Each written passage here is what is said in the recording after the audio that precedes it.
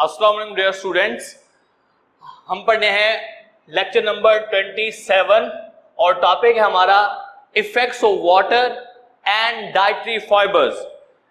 तो सबसे पहले हम एक पॉइंट याद रखिएगा, वाटर हो चाहे डाइटरी फाइबर हो, ये हमारी बॉडी के न्यूट्रिएंट्स हैं, मतलब हमारी बॉडी को ये रिक्वायर्ड होते हैं।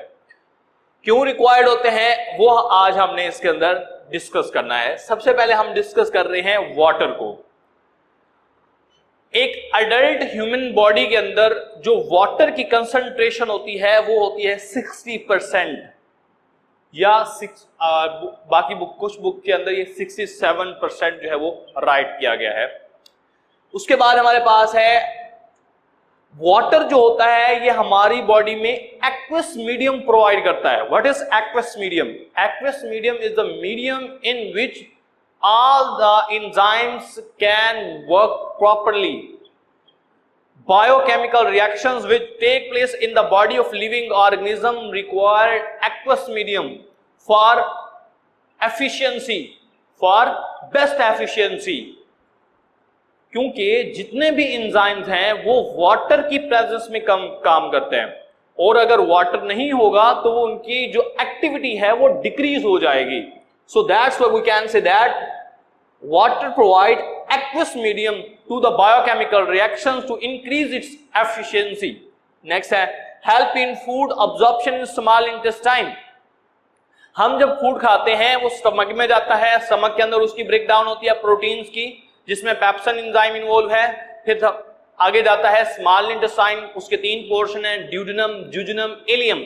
इलियम वो पार्ट है स्मॉल इंटेस्टाइन का जिसके अंदर बहुत सारे तौलिए की तरह फिंगर लाइक प्रोजेक्शंस होते हैं जिनको विलाय कहते हैं, जो फूड की अब्जॉर्प्शन करती हैं। और वो फूड की अब्जॉर्प्शन के अंदर जो है वो वाटर इन्वॉल्व होता है। अगर वाटर ना हो तो अब्जॉर्प्शन का प्रोसेस डिक्रीज हो जाता है। इलियम के अंदर स्मॉल इंटेस्टाइन का पार्ट है, तो इसके अंदर किया गया है help in food absorption in small intestine. उसके बाद नेक्स्ट हमारे पास हमारी बॉडी के अंदर जो नाइट्रोजनस वेस्ट मटेरियल होता है, जैसे कि हमारी बॉडी में अमोनिया प्रोड्यूस होता है, यूरिया प्रोड्यूस होता है, यूरिक एसिड प्रोड्यूस होता है, क्रिएटिनिन प्रोड्यूस होता है।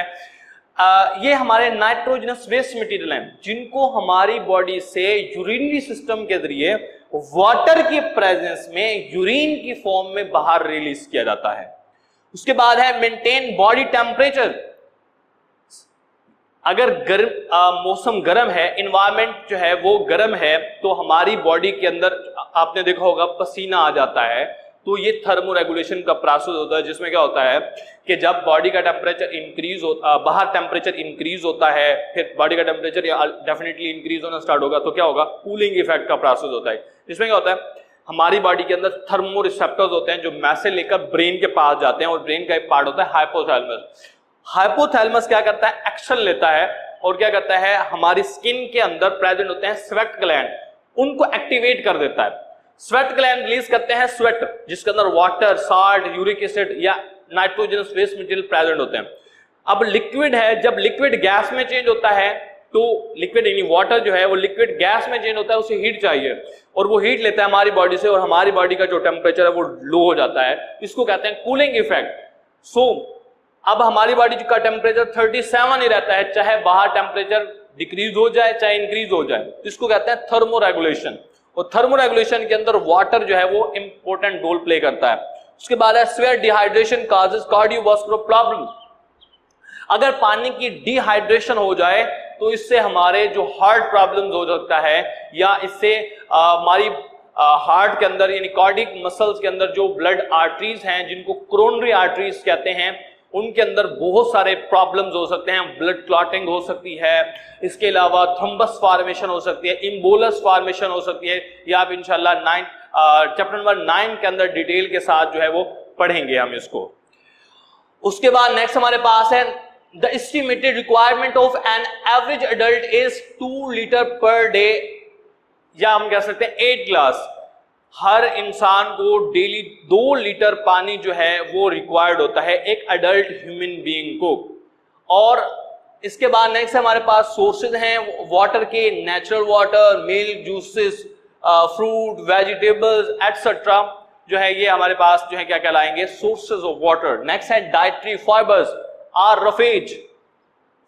डाइटरी फाइबर हमारी फूड का डाइजेस्टिबल पोर्शन होता है फूड का, जो हमारी बॉडी के लिए या हमारे डाइजेस्टिव सिस्टम के लिए नहायत ही मुफीद होता है, क्योंकि वो हमारी बॉडी के अंदर हमें कॉन्स्टिपेशन से बचाता है, हमारी बॉडी के अंदर कोलेस्ट्रॉल के लेवल को मेंटेन करता है, हमारी बॉडी के अंदर ब्लड के अंदर डिफरेंट मीडियम होता है कोलेस्ट्रॉल का, उसको मेंटेन करना, और इसके अलावा हमें डिहाइड्रेशन से बचाना, और फूड की कंप्लीट डाइजेशन के अंदर जो है वो जो है उसको इन्वॉल्व होता है। हालांकि खुद अनडाइजेस्टिबल होता है, लेकिन जो है वो क्या करता है, डाइजेशन में इन्वॉल्व होता है। तो सबसे पहले इसकी डेफिनेशन लिखते हैं, is the part of human food that is indigestible, found only in the plant food and move undigestible throughout the stomach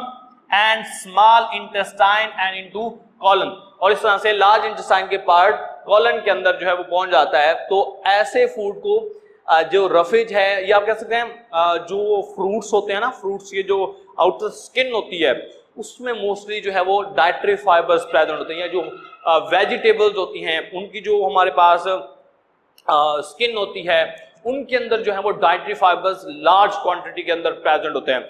और जब वो हमारी बॉडी के अंदर जाते हैं तो खुद अनडाइजेस्टिबल हैं, स्टमक के अंदर भी, स्मॉल इंटेस्टाइन में, और आखिरकार कॉलन के अंदर पहुंच जाते हैं, लेकिन फूड की डाइजेशन में इन्वॉल्व हैं, कॉन्स्टिपेशन से बचाते हैं, कोलेस्ट्रॉल का लेवल मेंटेन करते हैं, और इसके साथ ही हमारी बॉडी के अंदर और क्या करते हैं,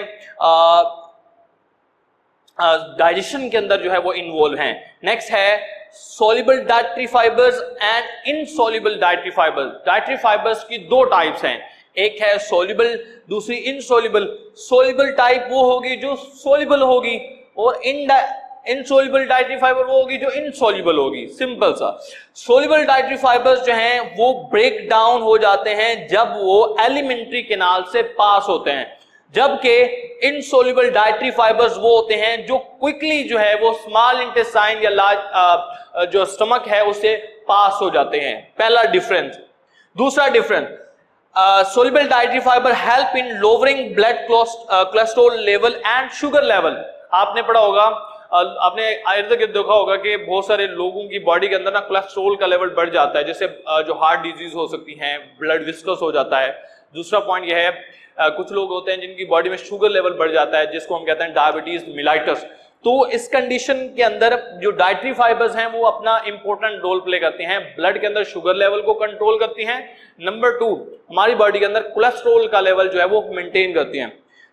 उसके बाद है insoluble dietary fibre speed up the movement of carcinogens. ये हमारा एमसीक्यू इंपॉर्टेंट है। इनसोल्युबल डाइटरी फाइबर कार्सिनोजेंस, ऐसे केमिकल जो कैंसर काज करते हैं उनको कहते हैं कार्सिनोजेन, उनको स्पीड अप से यानी कि तेजी से मूव करवाते हैं ताकि हमारी बॉडी को कोई डैमेज ना करें।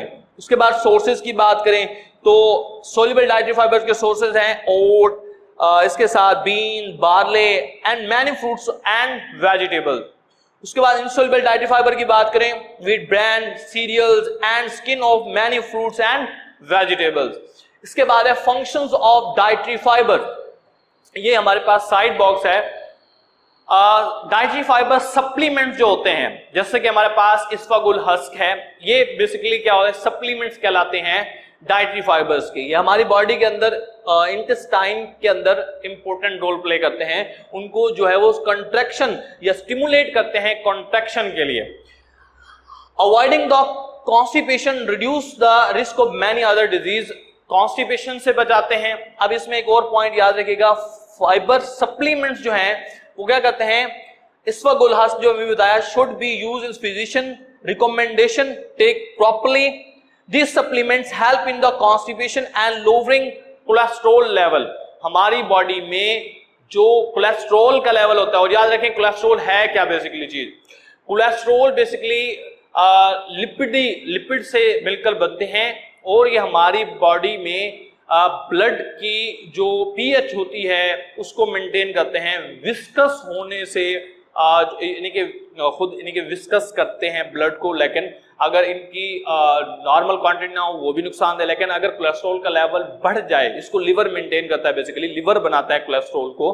अब कोलेस्ट्रॉल जो है ये अगर बढ़ जाए तो हमारी बॉडी में आर्टीरियोस्क्लेरोसिस हो सकती है, एथेरोस्क्लेरोसिस हो सकती है, कार्डियोवास्कुलर प्रॉब्लम हो सकते हैं, एंजीना पेक्टोरस हो सकता है। तो ऐसे प्रॉब्लम से बचने के लिए जो है बेसिकली जो फाइबर्स हैं वो अपना इंपॉर्टेंट रोल प्ले करते हैं, क्योंकि ये कोलेस्ट्रॉल के लेवल को कम करते हैं।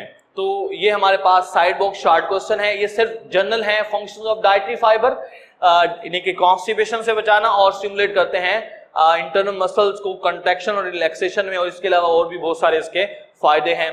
तो ये भी अलग से जनरल है, और ये अलग अलग से सोल्यूबल डाइटरी फाइबर के फंक्शन और इनसोल्यूबल डाइटरी फाइबर के फंक्शन। तो जो हमारे पास शॉर्ट क्वेश्चन है वो गौर से सुन लें।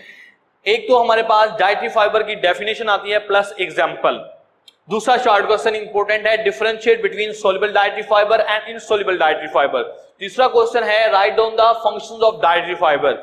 और लास्ट क्वेश्चन है, what is the importance of इसफागुल-हस। तो ये आप इस तरह से अपना जो है वो क्वेश्चन के ऊपर बना सकते हैं और आप क्वेश्चंस को याद कर सकते हैं। तो यहाँ पर हमारा लेक्चर एंड होता है। Thank you class, Allah Hafiz.